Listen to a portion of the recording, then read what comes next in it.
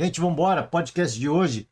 Eu tô com um pouco de tosse e se me der crise, eu vou ter que encerrar a gravação. Então, falar rapidamente sobre o sorteio da Libertadores, da Copa do Brasil. Temos as chaves definidas. Infelizmente, não vou conseguir falar de PSG, de seleção brasileira, né? Tanto a masculina quanto a feminina. Tem dois jogos contra o Japão e a seleção venceu os dois jogos contra o Japão, né? A seleção feminina. E a seleção brasileira que está em preparativos aí para o jogo contra o Equador. A galera viaja hoje. Perdão, gente, vamos embora. Chaveamento aqui, perdão. Nossa, tá complicado aqui, viu? Será que a gente vai conseguir? Deixa eu respirar fundo. Vamos embora, ó. Bom, São Paulo acho que pegou um bom adversário. Atlético Nacional, assim como o Botafogo, também acho que pegou um adversário interessante para essa altura. Claro que fora de casa tem aquele componente mais delicado que é a altitude. E no caso do Botafogo, vai decidir fora de casa. Não vai ser uma parada fácil, desafio grande. Perdão, gente, tô fazendo essas pausas aqui, eu tô cortando o microfone porque eu tô dando umas tossidas. Eu vou tentar ao máximo, mas se não der, a gente encerra por aqui, tá? Enfim, vamos embora. Seguindo com os brasileiros, bom, o River pegou o Libertad, acho que é um bom adversário pro River.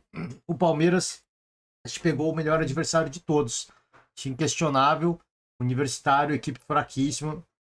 E o Palmeiras, eu acho que nessas oitavas de final tá bem encaminhado, né? Tá bem encaminhado e vai ser bom pro Palmeiras, porque vai voltar da Copa do Mundo, calendário cheio, muitos jogos, dependendo da campanha. Mesmo se for mal na Copa do Mundo, tem jogos da fase de grupos, então vai seguir tendo muitos jogos, pouco tempo de descanso. Ai, perdão, gente. E aí é importante, né, você pegar um adversário mais fraco, porque você consegue continuar com a gestão do elenco, não precisa pôr todo mundo força máxima o tempo todo. Então acho que se deu bem aqui o Palmeiras nessa brincadeira, nesse sorteio, a importância de você ficar em primeiro lugar. Claro que se a gente pensar, por exemplo, em Flamengo, pô, o Flamengo se ficasse em primeiro, se o Flamengo ficasse em primeiro, de repente pegasse o Botafogo, né? Mas e se o Botafogo ficasse em primeiro? Então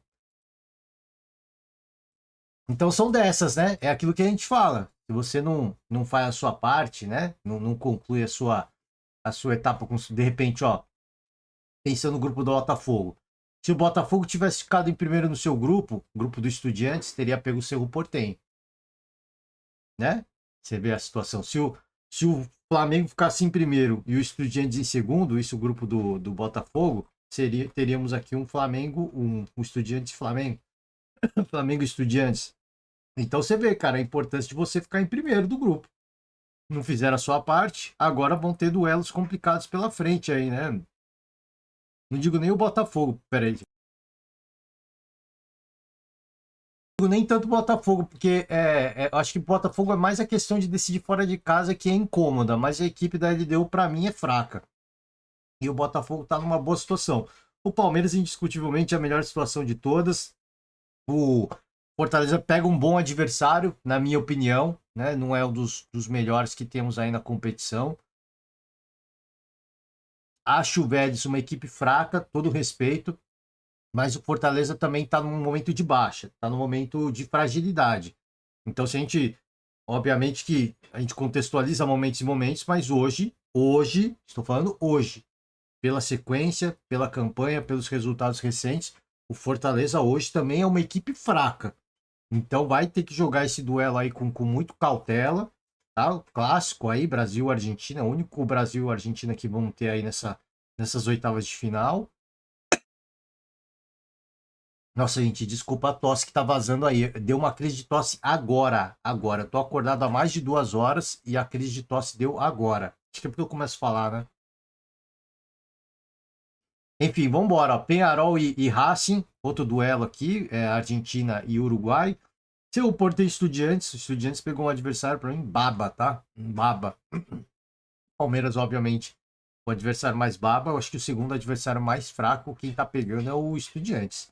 E aqui o grande duelo, acho que dessa fase de oitavas de final, Flamengo Internacional. Esse eu acho que talvez é o duelo mais complicado de todos. Um clássico aí, né? Um clássico nacional. E é aquilo que eu falo. Já falei agora há pouco, vou repetir. É aquela coisa da campanha que você faz na Libertadores, né?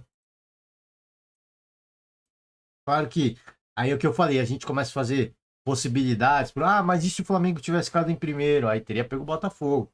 Ah, mas se o Botafogo tivesse ficado em primeiro? Se todo mundo tivesse ficado em primeiro, aí o cenário seria legal.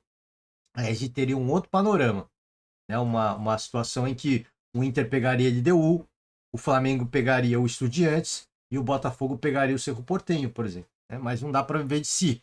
Não fizeram a sua parte. Agora embolou, pegaram adversários, alguns mais fáceis, outros mais difíceis, mas a verdade é que a gente vai ter um Brasil versus Brasil e nunca é desejável, né? Não só pela.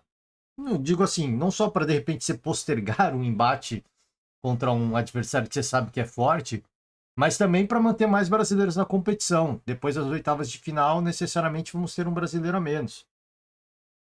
Eu sei que o Palmeiras vai seguir, para mim o Palmeiras vai seguir, o Botafogo vai seguir, o São Paulo vai seguir. Aí a gente vai ter um a menos aqui, infelizmente, e o Fortaleza eu fico num grande ponto de interrogação. Espero que consiga aí fazer uma boa campanha e passar. Espero que essa pausa da Copa do Mundo faça bem a equipe do Fortaleza, mas repito, né? Eu acho que talvez o que se deu melhor no sorteio tenha sido o Palmeiras, né? Mas se o Palmeiras se deu bem na Libertadores, talvez na Copa do Brasil não tenha sido um dos melhores, um dos melhores adversários para se pegar nesse momento.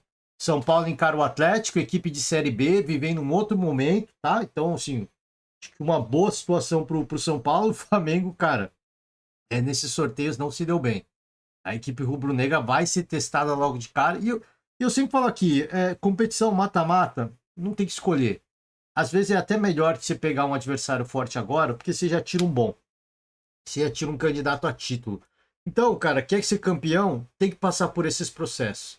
Eu me lembro ano passado que o Palmeiras, o Botafogo, que acabou sendo campeão, pegou o Palmeiras nas oitavas, se eu não me engano, né? E ali, cara, foi um momento que, poxa, é difícil. Apesar da confiança da equipe, do elenco, você fala, poxa, nós estamos pegando nada a nada um dos adversários mais tradicionais da competição. O torcedor fica apreensivo. E aí você passa por esse adversário, é um candidato a título a menos. Então, assim, e aí acabou se desenhando da forma como o torcedor queria e como a gente esperava, né? Acabou um brasileiro sendo campeão, o torcedor do Botafogo, então, melhor ainda, eliminou um rival logo de cara e acabou com um título inédito, né? Então, não tem que escolher. Você tem que. Claro que se puder postergar um pouquinho, é melhor, mas é assim que é, né? Não tem muito o que fazer. Esse aqui nada tem a ver com a etapa anterior, com a etapa anterior, como foi a Libertadores. Isso aqui é sorte puríssima, né? Copa do Brasil, nesse momento, é sorte. Ai, gente, meu Deus, eu tô tentando resistir aqui. Bahia e Retrô. Bahia pega um adversário muito fraco, mas é aquela coisa, né? Que a gente viu na rodada anterior. De repente, você não respeitar o adversário da forma correta, não respeitar alguns processos, pode te custar caro essa brincadeira. Então, acho que aquele momento do Bahia agora não tem margem. É vencer os dois jogos e não correr nenhum tipo de risco. O Inter vai pegar o Flu e tivemos um duelo recente entre essas duas equipes. O Fluminense venceu o Internacional no Beira-Rio, inclusive.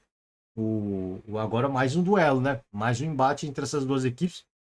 Renato Gaúcho, gremista, né? Não precisa nem falar. Encarando o Internacional. De uma certa forma, tem um clássico aí, né? Tem um clássico Grenal, de uma certa forma. Cruzeiro e CRB. Cruzeiro, outra equipe que pegou um adversário bom CRB, equipe de Série B, mas pega um adversário bom aí, o Cruzeiro. O Cruzeiro que tá na ponta do Campeonato Brasileiro. Pega um adversário para mim fraco, né? Mas o Cruzeiro foi mal na Sul-Americana.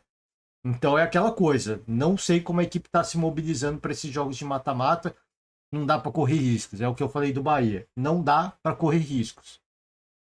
É focar, é vencer os dois jogos e é garantir a classificação, garantir o Pix, que é muito generoso. Vasco vai encarar o CSA. adversário CSA, acho que tá na Série C, né? Se eu não me engano. Então, aí um bom adversário para o Vasco aí seguir na campanha. De repente sonhar com mais uma fase e sonhar com mais uma graninha que pode entrar aí. Dar uma contribuída aí, dar uma fortalecida na temporada. Aqui talvez um dos duelos mais interessantes. Corinthians e Palmeiras, Palmeiras e Corinthians, o derby paulista logo de cara. Essas duas equipes nunca se enfrentaram na Copa do Brasil, né? Fato curioso. Maior rivalidade de São Paulo. Pera aí, gente. Maior rivalidade de São Paulo e eles, curiosamente, nunca se enfrentaram numa Copa do Brasil. Embate inédito, duas equipes que já se enfrentaram recentemente na final do Campeonato Paulista. Melhor para o Corinthians. E vamos ver qual que vai ser a boa aqui, né? Como é que vai estar o momento do Palmeiras, como é que vai estar o momento do Corinthians, né? Porque o momento do Corinthians na questão de... Ai, gente, perdão. O momento do Corinthians na questão política a gente sabe que é muito complicado, não sei como vai estar lá. Então essa pausa aí da Copa do Mundo pode ser bom para o Corinthians, para o Timão. Fortalecer os processos, enfim, pacificar alguma coisa, o máximo que dá. E ver o que vai rolar, né? Então, duelo interessantíssimo. Outro duelo interessante, Botafogo e Bragantino. Duas equipes aí da elite do futebol brasileiro. Bragantino no topo da tabela. Botafogo, o atual campeão brasileiro. Vão se digladiar. E aqui, cara, duelos.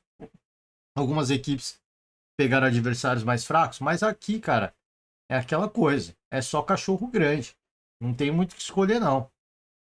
É ir pra cima, é vencer, né? Querendo ou não, tipo, CSA, CRB, Retrô, essas equipes eliminaram equipes tradicionais. Eliminaram favoritos, de repente, né? Então, perdão, gente, tô com o microfone? Nem sei se eu tô com o microfone mais, se não tá. Eu sei que, poxa, tá difícil. Acho que eu tô cortando o microfone errado também, tô tossindo pra caramba. Nossa, tá vazando tudo. Esse vídeo aqui vai ser uma merda, viu? Todo respeito. Bom, era para eu falar rapidamente, já falamos mais de 10 minutos, então é isso aí, gente. Eu vou encerrar. Tá aqui, né? Tá aqui. Esse é o momento, é a hora, o momento, é a vez.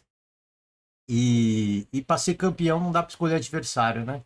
Não dá para ficar escolhendo muita coisa. Gente, vou encerrar por hoje. Vocês viram que a tosse aí tá comendo solto. Eu tô todo lascado aqui. Vou tomar um chá, vou respirar e é a vida que segue. Vou encerrar aqui, tá? Seguimos aí acompanhando as equipes na jornada para o Mundial, para os Estados Unidos, né? Acompanhar a seleção brasileira também. Quinta-feira tem jogo. E é isso, tá? Encerro as atividades. Valeu. Gente, perdão mais uma vez, tá? Vocês que tiveram paciência até aqui, meu profundo agradecimento. Mil perdões, né? Não sei o que aconteceu hoje. Tô com uma tossezinha aí, mas hoje pegou legal, né? Pegou legal. Valeu demais. Muito obrigado. Beijo, abraço. Amanhã nós estamos por aí. Beijo.